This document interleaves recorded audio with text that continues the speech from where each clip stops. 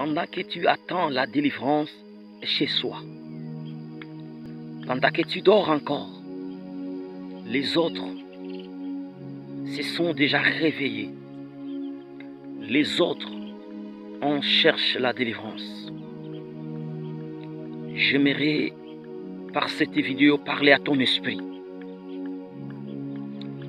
Rien n'est encore perdu. C'est toi qui es malade.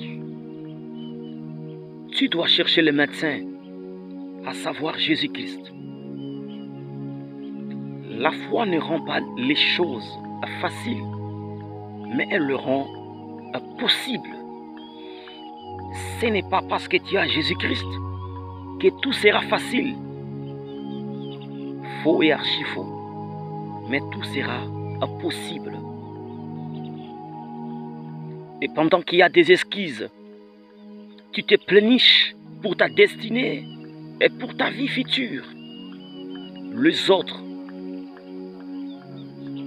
ils sont là, dans la présence de Dieu, pour rappeler à Dieu de promesses, pour rappeler à Dieu, s'il n'agit pas, personne n'agira à sa place. Aucune destinée s'ouvre par de murmures, par de plaintes. Chacun va payer le prix de son sacrifice.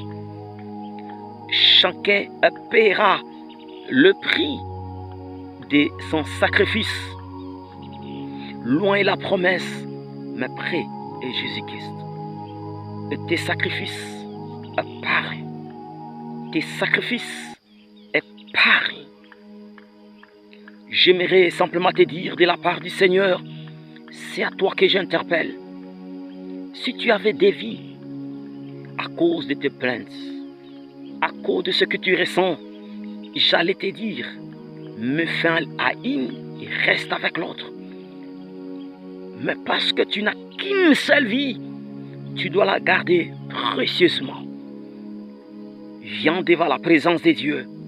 Après avoir terminé de pleurer, retourne dans la présence de Dieu. Retourne dans les hauteurs de la prière. L'aigle ne monte pas une seule fois. Malgré le combat, malgré le menace, malgré le blessure du cœur,